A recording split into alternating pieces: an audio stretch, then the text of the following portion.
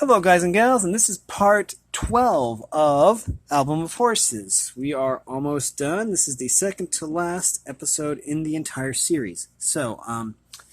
In the previous episode, we talked about the Chincoteague pony and the Welsh Mountain Pony. Not in that order. We talked about the Welsh Mountain Pony first, and then the Chincoteague pony.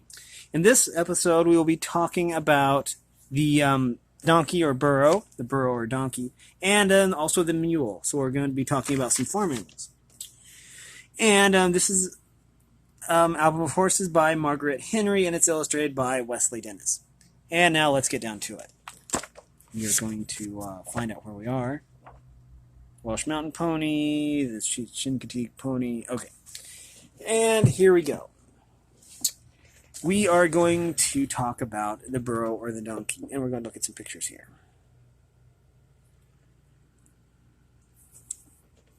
Okay. Like the huge ears of the burro, history casts long shadows. When gold seekers rushed to California more than a century ago, they needed a sure-footed little animal as much as they needed their picks and pans. They went prospecting deep into gulches and up and down mountainsides to find precious particles of gold. The trails were steep and tortuous, and only a burro could keep his footing and balance a top-heavy load. Besides, at night, free of the saddle and pack, the small mouse-colored beast would stand naked and alone, snuffling the wind, trying to gather in the scent of green things, then braying as if laughing at his foolish hopes. He would lower his white muzzle and to munch the scrawny shrub at his feet. The prospector, too, chewed his sourdough biscuit, while visions of plump turkeys danced in his head. Supper over and the campfire and embers, the grizzled old master would talk to his silent partner. Dreams of great wealth were poured into the long ears, which swung back and forth like semaphores, wagging sympathy. Today, a whole century later, the self-same comradeship between burro and prospector goes on. Today's prospector, however, seeks uranium, not gold, and instead of packing a panning tray, he wears a Geiger counter slung over his shoulder like some doctor with his stethoscope. He goes about listening to the crust of the earth. Instead of heartbeats, he listens for a rapid burst of short, sharp clicks, which may mean the presence of uranium. Once again, the burro has found his place in the sun, carrying the most incredible loads for his master. Cooking utensils and blankets and boxes and sometimes a pet rooster for an alarm clock. He needs no winding, the prospector says. Never has to be set for 4 o'clock and always crows off on time. It takes 1,000,000 pounds of ore to produce a thimbleful of uranium, and the distance traveled to discover a rich vein is often long and discouraging. Today, too, the burro is not only pack animal, he is also confidant and friend. Ever since Bible times, the patient, plodding burro has been man's wistful companion. He carried on his back Abraham, the patriarch, who journeyed from place to place as a wandering pilgrim, and he carried Jacob 600 miles into Mesopotamia, and he pulled plows for the children of Israel, and he carried packs so enormous that, as the Bible says, he crouched down between his 2 burdens. Okay, let's take a look at these pictures first, since we're on a new paragraph. And I might add that this was probably before they realized that uranium was like super radioactive, and so that most of these burros probably died of cancer from being exposed to radioactive materials. But we're going to pretend that we don't know that for the sake of the story. Let's see. In the Old West, he was known as the Ass. But when the Spaniards introduced him to the New World, they used the Spanish name Burro. The change in name, however, did not change his status. Hour for hour, he did more work than any other animal, four-legged or two. He transported live, flapping fish from the seacoast to Mexico City, where the pompous rulers waited impatiently for their dinners. And he carried great cargoes of gold and silver from the mines to the seaport. His life was all work, with only short recesses for nibbling the bitter leaves of the mesquite bush. But in spite of it all, he never appeared gaunt or downtrodden, and his fame as a sure-footed fellow traveled down the centuries. Today there are well over 1 million burros going about their business in Mexico, as if planes and trains and jeeps and tractors don't exist. They carry coal down from the mountain and freight to the railroads, and when their work is done, they carry their masters to little straw hut villages. There is much talk about the burro's stupidity, but he's the smart one. At hide and seek, he plants himself quietly in the shade of a dusty bush, knowing he and the bush are all of one color. So he stands that his irate master often passes right by. Who then is the stupid one? When the game has gone on long enough, the burro often ends it with a great raucous hee-haw. The heart of a burro, they say, is expressed in his ecstatic braying. There is no other sound quite like it. The beast seems to be retching his soul to produce it. He raises his head to the heavens, throws wide his jaws, swells out his nostrils, and then begins such a wheezing and rasping and snuffling as if 40 steam whistles were trying to escape into 2 little syllables, a he and a haw. And all the while, he closes his dreamy, doe-like eyes as if this were the supreme moment of his life. Because of his melodic voice, he is humorously called the mountain canary, and his fillies and foals are called chicks. One little mountain canary had a bray as welcome as a bird song in spring. He wintered in the warm Grand Canyon near Bright Angel Creek, where he became known as Brighty. Along toward fly time, he would lope up the creek to a cool plateau and let himself be captured.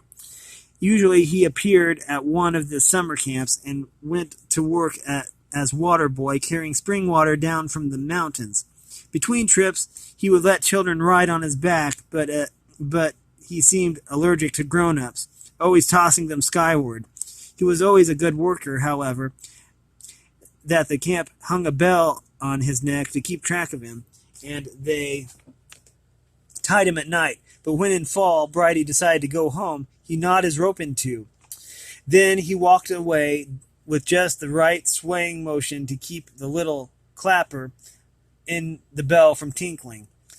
Once out of hearing, he scampered down the slopes to his winter resort in the chasm. Nobody was going to tell Brighty when to work, and no one ever did. Maybe Brighty was a throwback to his ancestors, the wild ass who ran free in Africa long, long ago.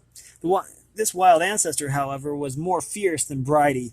He fought with hoof and tooth, protecting his young against lions and leopards. He fought, too, to be monarch of his herd. Each stallion or jack headed a harem of mares or jennies who, with their colts, made up a big family of 30 or more. The jack herded his family from one lush grazing ground to another, guarding the members jealously from leaders of other bands. But once domesticated, the jack lost his fiery ways and became the patient, plodding creature he is today. As the poor relation of the horse, the burro knows no currycomb, no brush. His coarse coat grows as it pleases, and the wisp of his tail looks more and more like a worn-out hearth broom. With each mile of travel. His mane is scrubby and erect like a crew haircut, although I'd call it more like a mohawk. But anyways, a crew cut works too. Although he is a creature that needs no grooming, nor does he want any, trees make fine scratching posts for him. Baths in hot shimmering sand are good and cleansing. While tractors have often taken the place of horses, no machine has ever been found to equal the burro as the beast of burden of the Southwest. He has replaced the Indian runners, but no man nor man-made thing can ever replace him. In our great city squares, one never sees a marble statue or even a bronze one dedicated to the burro. Yet honor and glory have not passed him by. People of humble ways have chosen him. The Mexican peon feels a kinship with the burrotito, as he affectionately calls them, because they are both meek and lowly servitors. And the man Jesus rejected the horse and chose the little long-eared beast to carry him into Jerusalem on the first Palm Sunday. A very great multitude, the scripture says, spread their garments in the way and strewed the path with palm branches. But the sure-footed little beast picked his way through and over them and entered triumphantly into the city. There are those who say Jesus rewards his patient burden-bearer with an emblem. Ever since, from mane to tail, has worn a dark stripe, and at the withers a horizontal one, and all for all the world like the cross, the symbol of the cross. Now, I didn't know that. I'm gonna have to Google a picture of one now and see that, but I do kind of know what they're saying about how I didn't know that. Okay, let's move on to the mule. Oh, that's a nice looking mule right there. Okay, we are looking at these pictures first. The mule. When April comes in down in Columbia, Tennessee, the people like saying thank you to the mule for all he has done for them. And so they invite mules from far and wide, the little cotton mules, the large farm mules, and still larger sugar mules, and the mammoth draft mules, to the big parade and celebration in their honor. Of course, the owners are invited too, and for weeks ahead of time they get ready. They begin giving their mule a daily grooming so their coats will shine, and they give out the old surrey and wash the fringe on top, and they polish harnesses until it winks in the sun. Meanwhile, the committee of judges scours the countryside for just the right mule to represent all mules, to be king for a day. He should have large feet, a strong back, and abundant muscle. And of course, his coat should be nice and sleek, and his ears long, wonderfully long, with a pert little knob at each end. Must be free of blemish or flaw. No, if the hair of his neck and mane is worn by the harness, the judges like him even better. In muledom, proof of work is a badge of honor.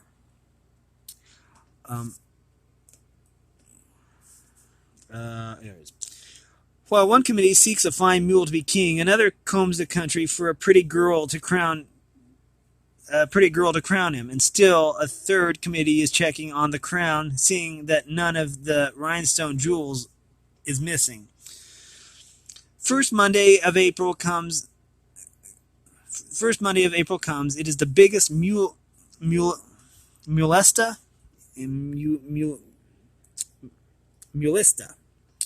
in American history. No work today. Down out of the hills and up from the valleys come hundreds of mules in clown costumes, in flower costumes, in no costume at all. They march in singles, they march in spans, they march in 4s and 6s.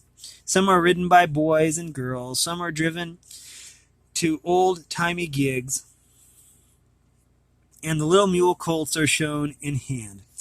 As for the king mule, he rides in an elegant mule-drawn float, and he looks as pleased as a child on a merry-go-round. His eyes and ears are taking in the swirls of pink cotton candy, the flags waving, the rollicking music, and the shower of serpentine. When his float reaches the courthouse, the entire procession comes to a halt while the pretty girl places the jeweled crown between his ears. I didn't know this existed, to be honest. This is really cool. We're going to take a quick look at this picture here. There's the mule wearing the crown, I guess. There's one rolling. Okay. Very still. Let me change my position just really quick. Very still he stands, listening to the mayor and his honored guests say a word or two about mule and man, and how together they felled trees, planted cotton and tobacco, and sugar, and made America the land of the free and the home of the brave. All the while the king's ears pitch and fork at a rakish angle, and the sun sparks the rubies and diamonds in his crown. How the crowd cheers when the mayor ends his speech. For 364 days the mule works for man, but on the 365th day, man works for the mule. Long live King Mule. Tennessee is not alone in honoring the mule. At county fairs in Missouri, men with rulers go around measuring the wingspan of the show mule's ears. One mule named Double Elastic held the record for some time. His stretch was 32 inches from tip to tip. Whence came the long-eared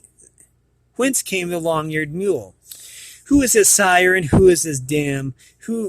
He is a strange mixture, neither horse nor donkey, but a combination of both. His mother is a horse, mare, and his father a donkey, and he inherits admirable qualities from each. From his mother he gets courage, speed, strength, and from his father patience and sure-footedness, and the ability to grow sleek on nothing but grass.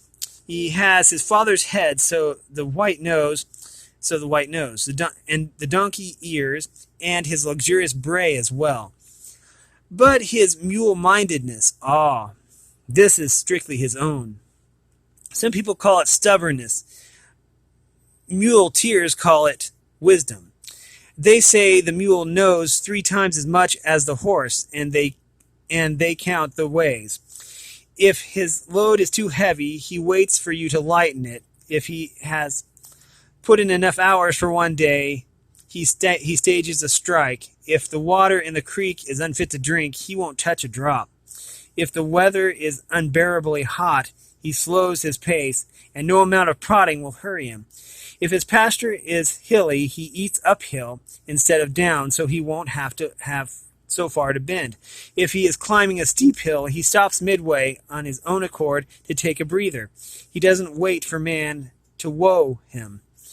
Horses, on the other hand, have been known to work themselves into exhaustion, and if they run away, they sometimes dash blindly against a fence or plunge over a cliff. But the mule practices safety and moderation in all things. He never overeats, never drinks icy water when he himself is steaming, and if things don't suit him, he doesn't snuffle and whiner. He just goes to sleep as if it were not worth bothering about. The climax of his day comes at sundown when he gets out of his collar and harness. Then with great delight he rolls and rolls and hee-haws until his master feels like doing the same thing. It was George Washington who made the mule popular in America. After the Revolutionary War, he put his mind to the business of peace, to scientific farming. He had heard of the enormous Catalonian donkeys in Spain and of the fine work mules they had sired. He wanted to introduce them into America because, as he put it, their cheap keeping is much in their favor, but the Spanish government had a law against exporting their jacks. When the King of Spain, however, heard that the general himself was interested, he felt that the country had been honored, and he issued a royal order to send 2 of the finest jacks in the kingdom as a gift. One of them died aboard ship, but the other arrived at Mount Vernon in fine fettle, and on a summer morning there he stood, right in the piazza of the mansion house. George Washington was mightily impressed. From him, he said to the little gathering that had assembled, I hope to secure a race of extraordinary goodness, which will stock the country. He is indeed a royal gift, and henceforth that shall be his name. Within the next few years, the president mated several of his mares to royal gift and got some strapping mules. They were so tough that he put them to work at an early age. Friends and neighbors shook their heads in amazement how fat and sleek the mules kept in spite of his work.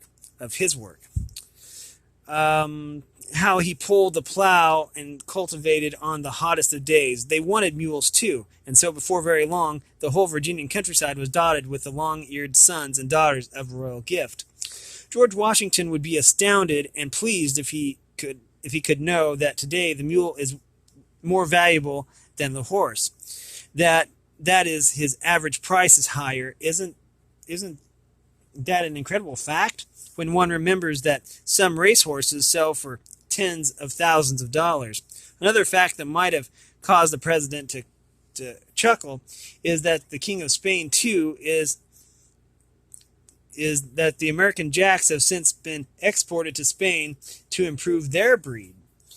When mules die, they leave no children, none at all. The only purpose for which they are bred is work, and they don't seem to object at all. In fact, even in Tennessee, when the excitement and flag waving of Mule Day is over, the king,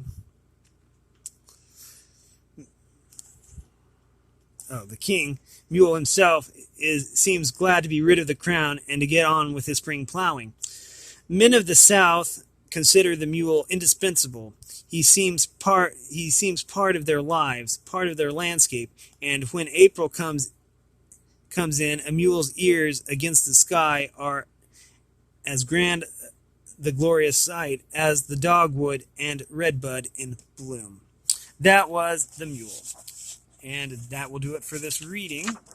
In the next one, we will be reading The Routine of Happiness. And no sugar, thanks. No sugar, thank you. That will be the final one. So this is the second to last episode that will be in this series. That being said, if you like this content, make sure you like and subscribe and ring the bell so you know when I upload. I appreciate all the support, and if you want to support me in any way, all that information will be in the description below. As always, thanks for watching, everyone, and have a great day.